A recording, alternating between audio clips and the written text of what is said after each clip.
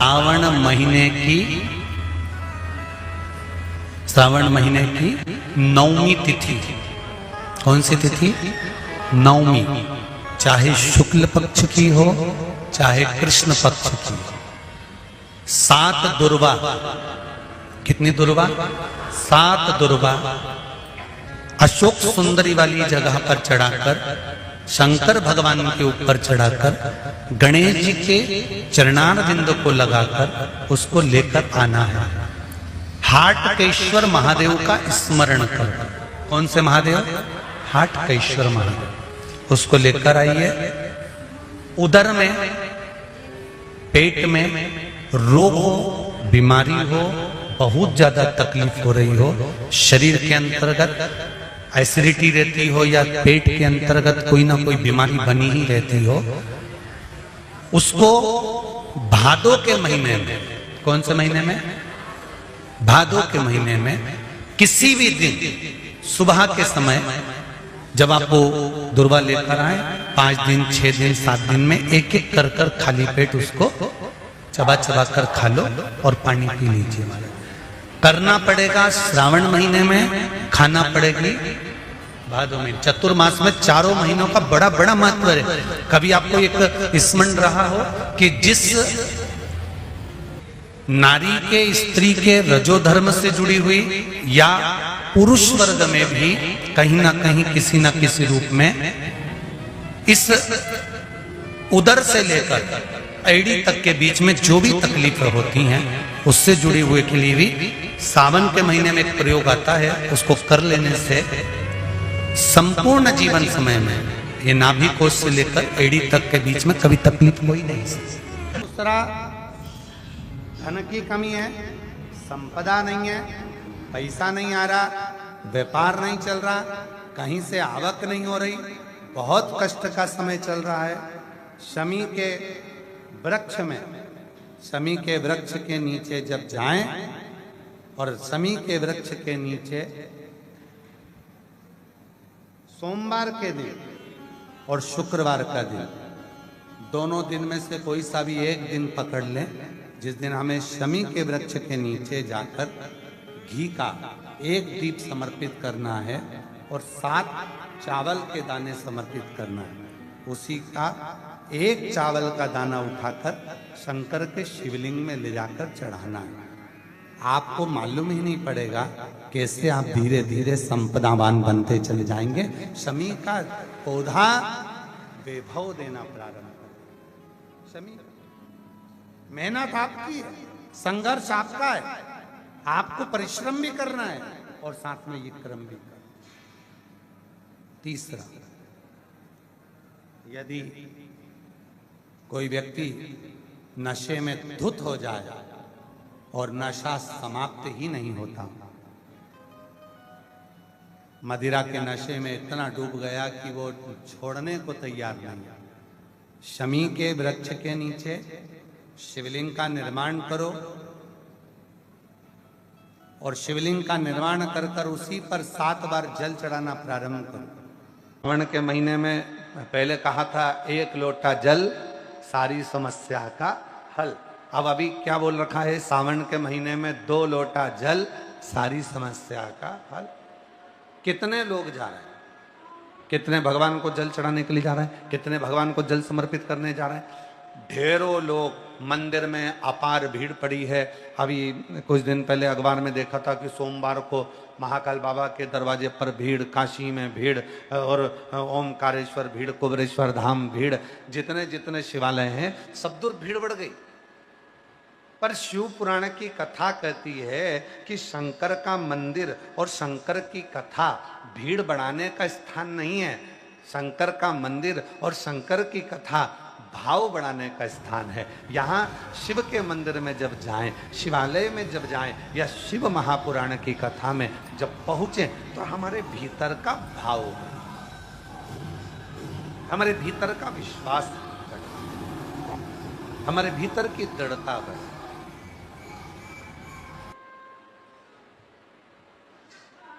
और जब हमारा विश्वास बढ़ता है, जब हमारा भरोसा बढ़ता है, जब हमारी दृढ़ता बढ़ती है तो अपने आप कार्य सफल होता है। मंदिर तो ढेर जा रहे हो, शिव मंदिर में भीड़ लगी पड़ी हुई है, सारे शिवालयों में भीड़ लग गई।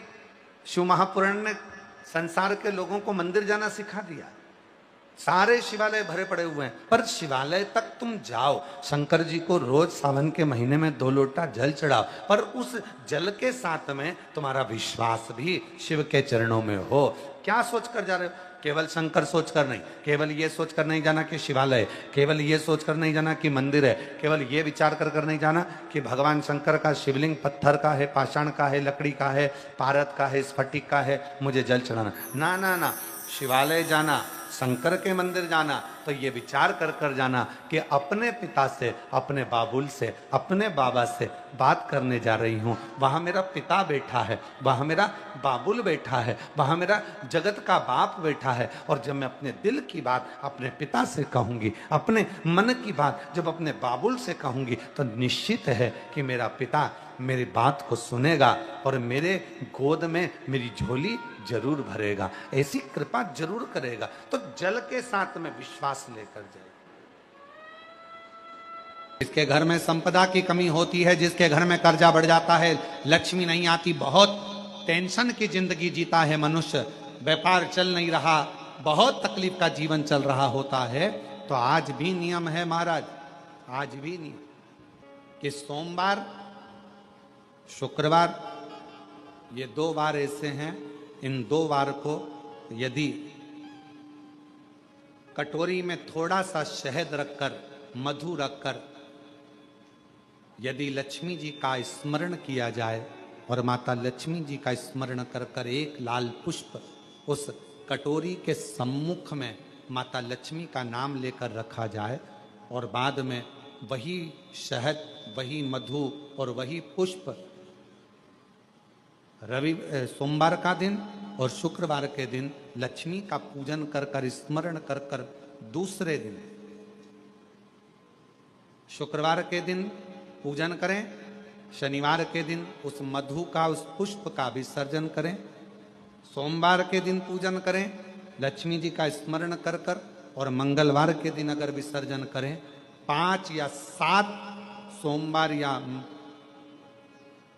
शुक्रवार को यदि आप मधु का भोग लक्ष्मी जी को लगाना प्रारंभ कर दें, शिव का नाम स्मरण कर कर, तो उसके घर में कभी संपदा की कमी नहीं होती, लक्ष्मी उस संपदा को बढ़ाती है। और हम तो यहां तक कहेंगे, प्रयास करो, अगर आपके घर में छोटा सा शिवलिंग विराजमान है, आपके घर में अगर छोटा सा शंकर जी का शिवलिंग है, छोटा सा शंकर भगवान का शिवलिंग है, या आपके घर में कुबेरेश्वर धाम का कंकर है, और आपके घर में यदि शंकर भगवान का शिवलिंग है, या सीहोर का रुद्राक्ष हो, या शंकर भगवान का शिवलिंग हो, या कंकर शंकर हो, तो निवेदन है जहां पर भी शिवलिंग आपके घर में विराजमान है, अगर छोटी सी कटोरी में एक बेलपत्र को आप नीचे रखिए, छोटी सी कटोरी उस बेलपत्र के ऊपर रखकर उसमें थोड़ा सा मधु, शहद, शंकर भगवान की साक्षी में शिव जी के सामने अगर शुक्रवार की शुक्रवार रखना प्रारंभ कर दो, धीरे धीरे संपदा की वृद्धि अपने आप होना प्रारंभ होगा।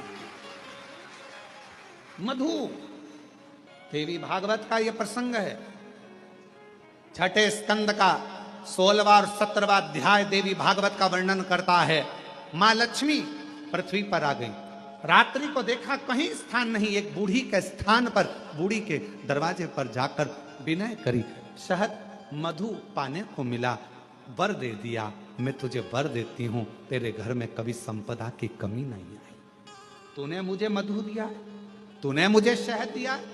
56 भोग दीपावली के दिन माता लक्ष्मी को लोग लगाते हैं, ढेरों सारा गुजिया, पपड़िया, बर्फी, चक्की, मठरी, खाजे, पपड़िया सब लक्ष्मी जी को भोग लगाते हैं।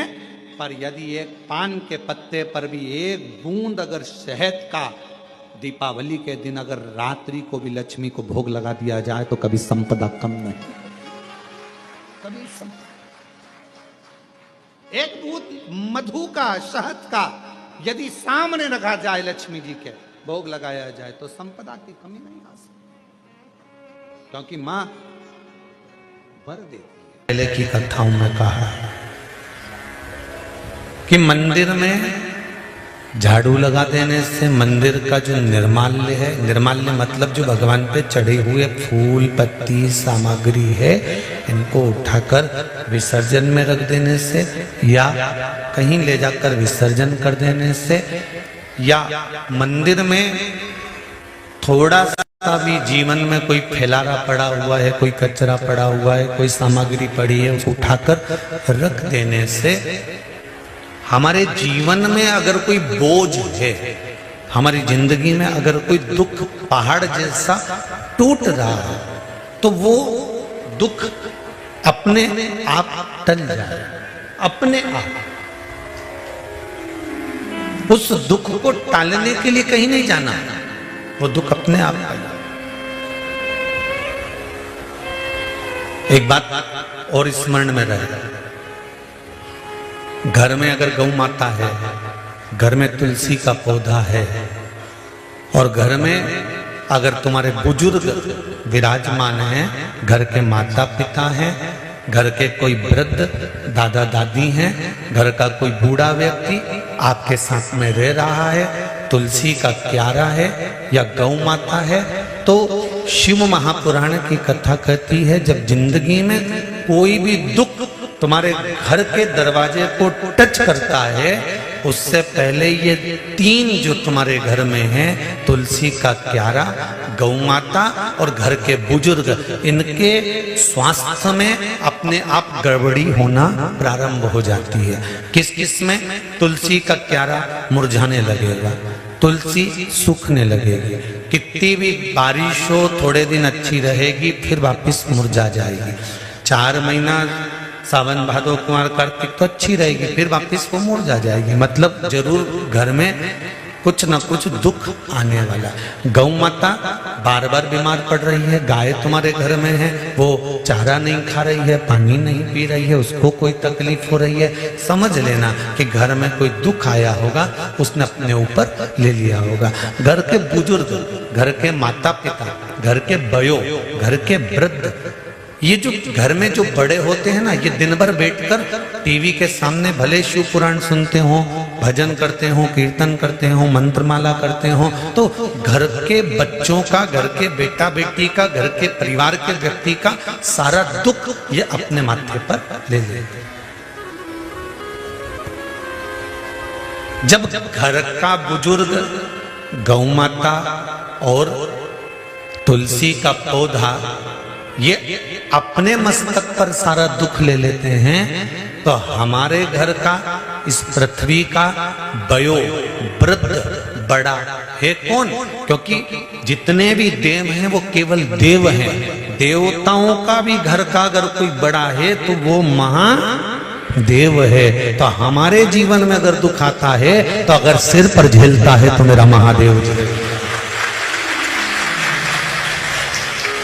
हमारे जीवन के दुख को अगर झेल रहा है तो वो देवादिदेव महादेव झेल। धूल जो होती है ना, घर में जमा होती है, कपड़ों पर लग जाती है, और वो धूल को आप ऐसे ऐसे झटकार दो, वो धूल पूरी झड़ जाती है। आपने कपड़ा उठाकर दीवार पर झटकारा, वो दीवार भी धूल से झटक जाती है, साफ हो जाती है। पर मान लो वो धूल में थोड़ा सा पानी मिल गया, तुम्हारे झटकने से झटकेगी? जम के तो बोलो। कपड़े में धूल जमी थी और उस पर पानी लग गया तो वो झटकेगी? क्या हो गई? वो अभी तक धूल थी, पानी लगते से ही वो मिट्टी हो गई, कपड़े में चिपक गई, अब वो झड़ने वाली नहीं है। धोना पड़ेगा, साफ करना पड़ेगा, मिट्टी को हटाना पड़ेगा, मिट्टी को साफ। धूल पानी मिलने पर मिट्टी हो जाती है, और मिट्टी अगर वो बन गई तो फिर धीरे से उसके शिवलिंग का निर्माण हो जाता है। भगवान की कोई गणेश जी की मूर्ति बन जाती है, कोई देवी जी की प्रतिमा बन जाती है, फिर उसका पूजन, उसकी आराधना, उसकी अर्चना हो जाती है, उसकी पूजन अर्चना। वो मिट्टी, वो धूल थी, पर अब वो मिट्टी बनी पानी लगने के बाद। और याद रखना, धूल को झटका जा सकता है पर मिट्टी को झटका नहीं जा सकता। मिट्टी चिपक जाती है शरीर से तो फिर उसको धोया जाता है, उसकी मूर्ति बन जाती है, उसका श्रृंगार हो जाता है, उसका पूजन हो जाता है, वो श्रेष्ठ हो जाता है। कब बनी वो मिट्टी? जब उसमें पानी लग गया। जब उसमें पानी लगा तो वो मिट्टी बनी। पानी लगने के बाद वो मिट्टी बनी, नहीं तो वो धूल थी। उसी तरह संसार में जितने मनुष्य का जन्म होता है, जितने मानव जन्म लेते हैं, वो भी धूल की तरह हैं।